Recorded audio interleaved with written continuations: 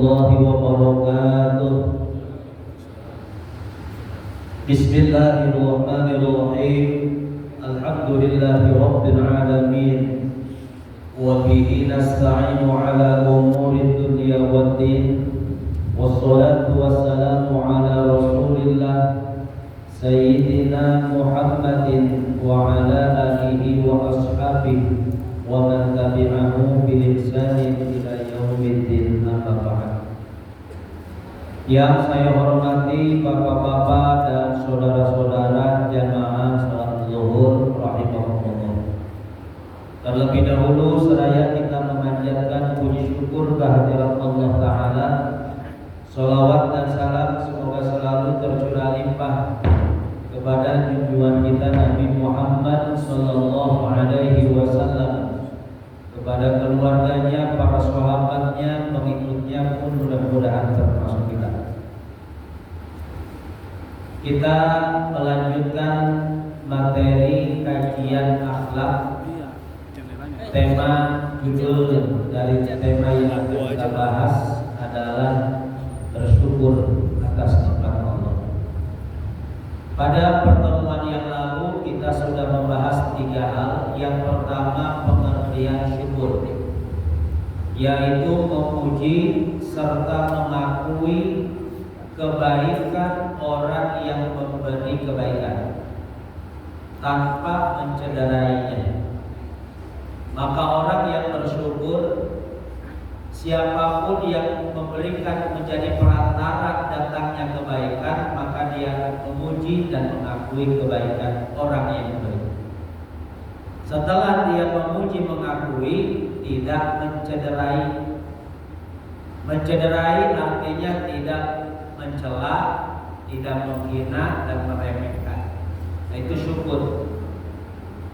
Bersyukur hakikatnya kepada Allah, tetapi juga yang menjadi perantara pembawa kebaikan pun kita harus bersyukur kepadanya. Maka Allah mengajarkan anishkurli waliwalidai. Anak yang sudah dilahirkan oleh ibunya, maka hendaklah anak itu berbakti, bersyukur kepada Allah dan juga bersyukur kepada kedua orang tua.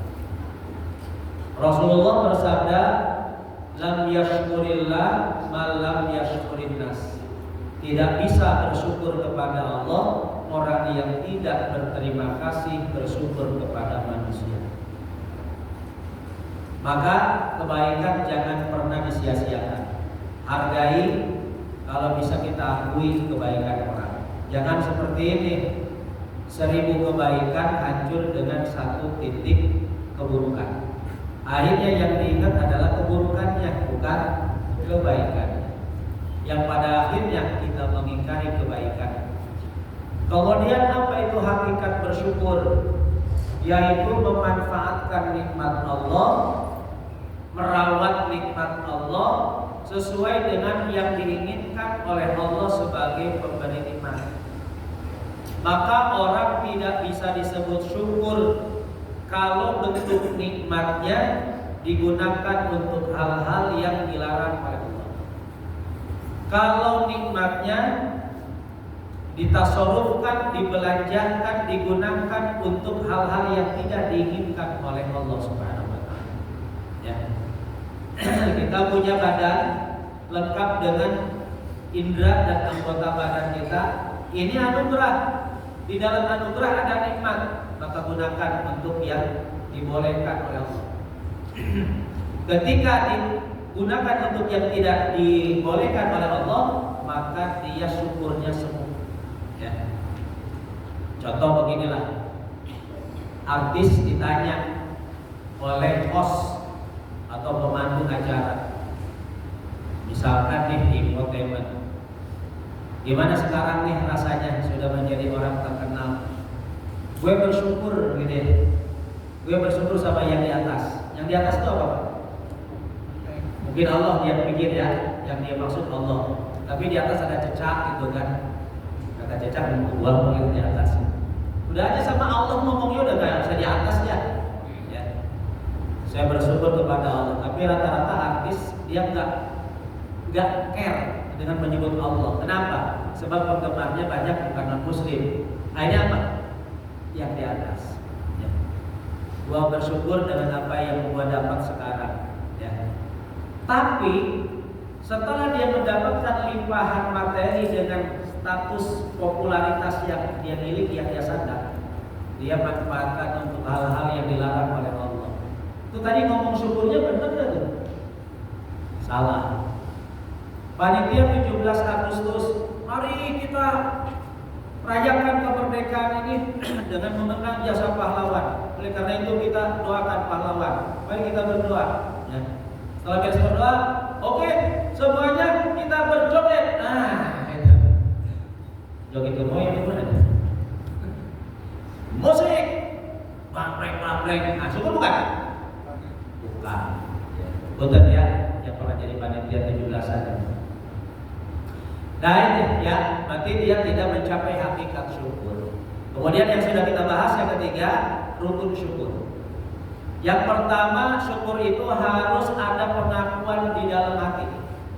Wa ma bikum min ni'matin fa min Allah. Dan apapun yang mampir pada diri kamu itu adalah datang dari Allah.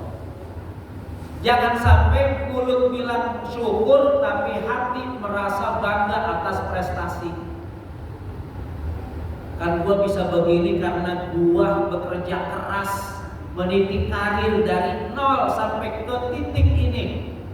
Kalau bukan karena kerja keras saya nggak mungkin bisa sampai sini. Artinya malah begitu. Syukur nggak? Enggak. Ya. Yang kedua ada pengakuan lidah dengan memuji Allah. Minimal orang bersyukur itu mengucapkan alhamdulillah. Ya. Kadang ada ditambahin kita mah alhamdulillah banget pakai banget ya. Alhamdulillah BGT. Tapi hatinya mengakui nikmat itu bukan dari Allah tapi dari hasil prestasinya. Nah itu kan syukur. Nah, harus ada dua nih. Yang ketiga terakhir rukun syukur itu memanfaatkannya dengan anggota badan dengan perlakuan kita sesuai dengan apa yang diinginkan oleh Allah yang memberi nikmat. Nah itu rukun syukur. Nah pada kesempatan ini sampai jam 1:15 ya. Bagaimana supaya bisa bersyukur? Setidaknya dua hal. Allah Subhanahu wa taala mencela Qarun ketika dinasehati oleh tetangganya, oleh kaumnya, oleh masyarakatnya. Jawaban Qarun apa? Qala innama utituhu ala ilmin indi. Qarun berkata, pastinya semua keberhasilan yang sudah saya dapatkan itu semata-mata karena pengetahuan yang saya miliki. Sebab Qarun dulunya miskin, Pak. Anaknya banyak. Dia adalah anak dari pamannya Nabi Musa, berarti sepupu. Nabi Musa datang minta didoakan supaya dibukakan limpahan materi. Kemudian Nabi Musa menyarankan, kamu kan punya kemampuan, punya ilmu menyulit emas, maka dia memanfaatkan kemampuannya. Nabi Musa mendoakan, maka Allah membukakan. Setelah dibukakan, pundi-pundi uang dan materi datang menghampiri dalam hidupnya. Dia tidak mengakui itu pemberian Allah. Tapi apa? Ini adalah prestasi saya. Ini adalah ilmu yang saya miliki. Nah ini, orang itu nggak bisa dikatakan syukur ketika memandang yang dia dapat adalah semata prestasi. Tapi dia harus memandang itu adalah anugerah yang sifatnya amanah, yang sifatnya ujian. Coba bagaimana Nabi Allah Sulaiman ketika Allah memberikan kemampuan di atas rata-rata manusia, bisa dialog dengan jin, bisa dialog dengan binatang. Jin bisa disuruh sama Nabi Sulaiman, binatang bisa disuruh oleh Nabi Sulaiman. Apa kata Nabi Sulaiman? Hada min fadli rabbi liyabluwani aashkuru am akfur. Ini adalah anugerah dari Tuhanku. Tuhanku mau menguji saya, mau jadi orang syukur apa mau jadi orang kufur.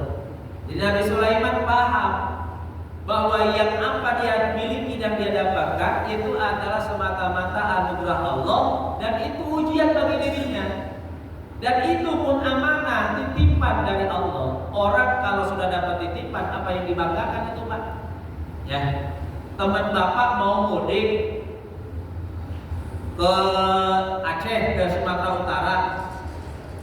Mobilnya supaya aman dititipkan di rumah Bapak. Rumah punya, garasi ada, mobil kagak ada. Tolong ya, ini saya titip mobil nih. Saya kira-kira seminggu lebih mau di kampung karena ada keperluan. Ya. Kamu kalau mau perlu pakai aja. Kira-kira yang dititipin Pak petantang petenteng kagak? Yang petantang petenteng berarti nggak tahu diri tuh Pak. Ya, mobilnya bukan milik dia, tapi milik punya orang yang nitip. Kalau dia merasa itu titipan, apa yang dibanggakan sama tetangganya, walaupun mobilnya Mercy. Wih, pokoknya Mercy. Ya, tanya, ya siapa nih? Teman gua. Apa dibanggakan? Ya, ini satu tuh ya, jangan pernah merasa sebuah keberhasilan karena prestasi. Tapi akui bahwa semua yang kita dapatkan, yang kita miliki adalah anugerah berupa titipan dan ujian. Maka kita akan bisa bersyukur Pak. Ya, kita bersyukur. Tukang parkir aja Pak, mobil di lahannya itu pada ngampar, yang paling butuh sama yang paling mewah, dia nongkrong di depannya, dapat tanda petenteng itu turun parkir. Ya, santai aja. Begitu yang punyanya datang, dia senyum Pak mau diambil itu. Benar kan? Nah kita baru punya duit, punya harta yang gak seberapa, diambil sama Allah, kayaknya sedih banget nah, gitu. Di depan tetangga kayaknya pamer bener. Nah ini dia sampai. Itu yang pertama. Yang kedua kata Rasulullah supaya bisa bersyukur, unzuru ila man huwa asfala minkum. Pandanglah orang yang lebih bawah dari kamu. Dalam apa? Fil mal wal khalq, dalam masalah kekayaan dan fisik. Jadi kalau ada orang yang hartanya lebih banyak dari kita, jangan dilirik. Lirik yang apa? Yang kurang dari kita. Fil khalq, dalam bentuk rupa. Kalau ada orang yang ganteng parasnya, tegap postur tubuhnya, kita nggak perlu silau dengan orang itu. Pandang yang lebih rendah dari kita rupanya. Pandang yang lebih kurang sempurna bentuk fisiknya. Kenapa? Kata Rasul, huwa ajdaru alla yazdaru ni'matallahi alaihi. Rawahul Bukhari. Karena dengan seperti itu kita akan lebih bisa menghargai, tidak meremehkan nikmat yang telah Allah berikan kepada kita. Coba Pak, kalau ngajanya sama yang lebih dari kita, yang lebih mapan, ya. Lihat, apalagi kalau di perumahan ya. Di perumahan kan satu tembok bareng-bareng, ya. Tetangga kita yang masih muda, ya. Suami istri, cakep, kece, ya. Karirnya cemerlang, itu Pak, tiap minggu pasti aja barang baru tuh turun dari mobil, ya. Ya Pak ya, kira-kira lihat dan begitu tuh gerah aja tuh. Ya, rumah direnovasi gitu ya, mapan hidupnya. Itu kalau lihat yang begitu Pak gerah Pak. Ya, kadang kita selalu memojokkan Tuhan. Tuhan mana doa saya? Nah ini jamaah yang dirahmati Allah, lihat tetangga yang lebih kurang dari kita. Maka kita akan bersyukur dan tidak meremehkan apa yang kita punya. Kenapa? Kita akan selalu melihat apa yang pantas buat kita. Kan nggak mungkin Pak orang kalau beli baju ukur dengan baju orang, dengan badan orang, benar nggak? Nah, kita beli baju ukur dengan ukuran badan kita, maka enak dipakainya Pak. Badan kita kurus, pengen kayak orang, bajunya gede, ukurnya dengan badan orang, udah dibeli, dipakai Pak kita, muat gak? Muat, tapi kelebihan, pantas ya gak? Enak gak? Ada. Gitu. Itu cara bersyukur kata Rasulullah SAW. Kalau nggak begitu Pak, pasti hati kita sulit untuk bersyukur dan kita pasti akan sengsara. Karena orang yang paling sengsara adalah orang yang mengukur dirinya dengan keadaan orang. Ya. Nih, sehingga apa? Yang kita punya nggak pernah kita hargai. Dari dulu hidupnya begini-begini baik. Nah, emang lu mana? Alhamdulillah udah sampai tua masih hidup. Makan gak Pak? Hah? Sehari makannya kurang gak? Ada Pak, tetap aja 3 kali. Bajunya tetap aja beli yang baru mah. Apa coba yang kurang dari Allah? Gak ada yang kurang. Yang kurang itu ketika dibandingkan dengan orang yang lebih. Itu persoalannya ya. Lalu kita tanya orang yang lebih hartanya berkali lipat dari yang kita miliki. Saya mau tanya, sekali makan kira-kira berapa piring? Pak, orang yang hartanya banyak, pemilik pabrik ini, kalau makan kira-kira berapa porsi? Lebih dari kita enggak? Malah lebih banyak porsinya bawahan karyawannya. Benar nggak? Coba orang kaya makan tuh sedikit, Pak. Kalau sarapan paling roti dilipat 2 pakai apa tuh? Pakai pisau, pakai garpu, coel dikit, ngobrol-ngobrol, nggak habis pergi Pak. Tapi karyawan nasi uduk aja nambah, gorengan nggak cukup aku. Benar nggak sih? Benar. Tadi sarapan apa Pak? Oh. Makan siang mohon maaf, orang yang banyak duitnya Pak, makan siangnya pilih-pilih menunya, restorannya. Yang kira-kira menunya mahal, bukan enak, mahal. Udah disediain semuanya gak bakal habis Pak, karena perutnya sama dengan kita. Malah porsinya banyakkan karyawannya. Tadi nambah nggak? Makan? Enggak, malu nambah gitu. Coba makan di luar, di warteg, nambah. Nah ini, seperti itulah barangkali. Nah kemudian jemaah yang dimuliakan Allah, terakhir saya akan membahas tentang manifestasi perwujudan dari syukur atas nikmat Allah. Saya sudah sampaikan di pertemuan yang lalu, kita bahas surah Al-Qasas ayat 76-77. Allah berfirman, A'udzubillahi minasyaitonir rajim, Inna Qaruna kana min qaumi Musa fabagha alaihim. Sesungguhnya Qarun itu termasuk salah satu dari kaum Nabi Musa, cuma dia berbuat melampaui batas atas manusia di sekitarnya. Jadi Qarun itu orang miskin, keluarga Nabi Musa, kerabat Nabi Musa, dan Nabi Musa datang minta didoain. Nabi Musa berdoa kepada Allah, Nabi Musa kasih saran. Lama kelamaan Pak, Qarun ini oleh Allah diberikan kemudahan dari berbagai pintu, sehingga pundi-pundi hartanya datang secara mudah. Begitu dia sudah menjadi orang kaya, wa inna mafatihahu latanu bil usbah. Anak kuncinya aja saking beratnya itu digotok sama orang-orang kuat. Sebab dulu belum ada teknologi chip. Ya. Jadi semakin banyak pintu gudangnya, semakin banyak anak kuncinya. Anak kuncinya digotok sama bodyguard. Jadi kalau keluar rumah nih, itu anak kuncinya dibawa. Sebagian hartanya dibawa, ya, di kereta kuda. Gitu. Masyarakat sekitarnya nasihatin, la tafrah, in qala lahu qawmuhu la tafrah, innallaha la yuhibbul farihin. Jangan kamu bangga dengan apa yang kamu dapat. Ya. Pak, kira-kira kalau kita mencapai prestasi yang kita cita-citakan, bangga nggak? Bangga? Ya. Bedanya apa dengan bangga yang disebutkan oleh Allah dalam Quran ini? Qarun itu bangganya bukan sekedar puas, merasa senang. tetapi melampaui batas.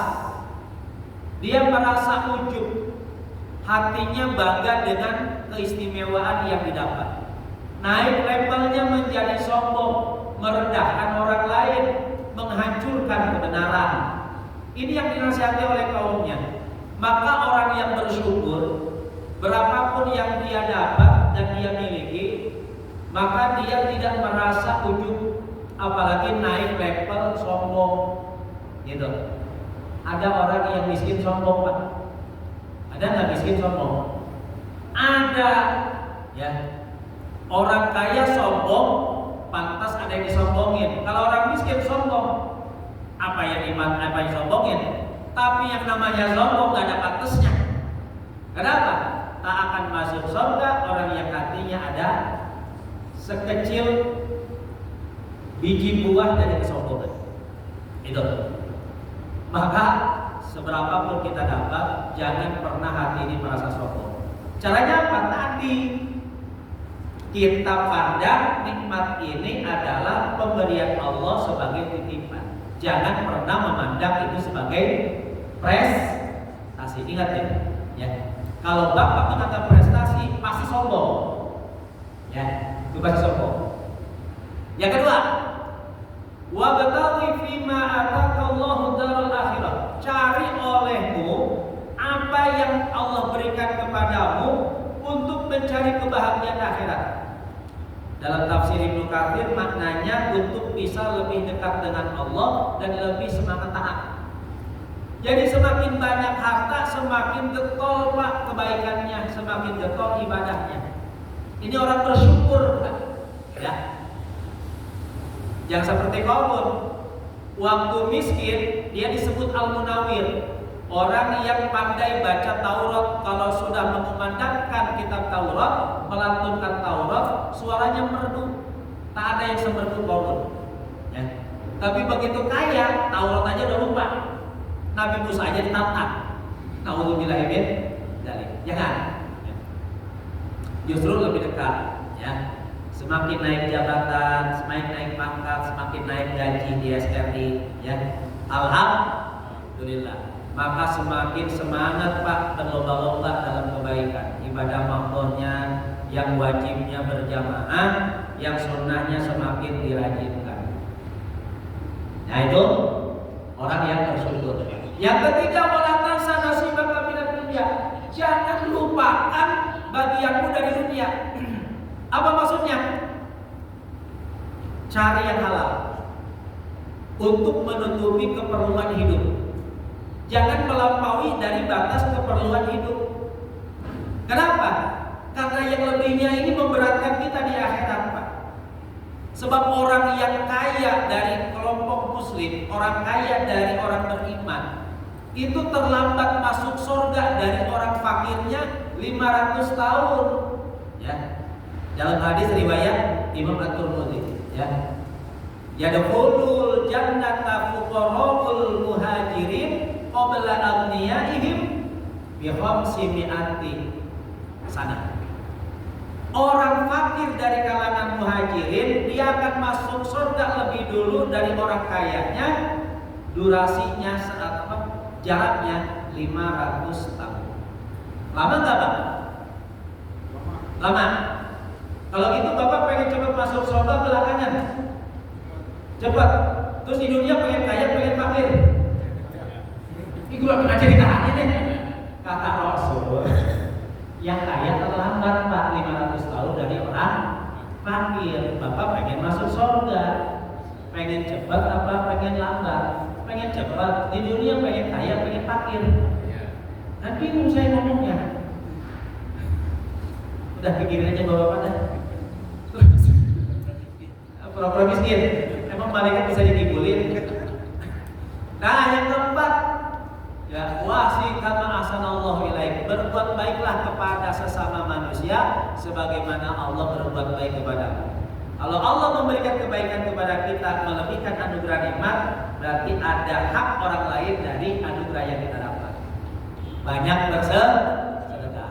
Yang terakhir, wala tabghil fasada fil ardh. Jangan berbuat kerusakan di muka bumi. Ya.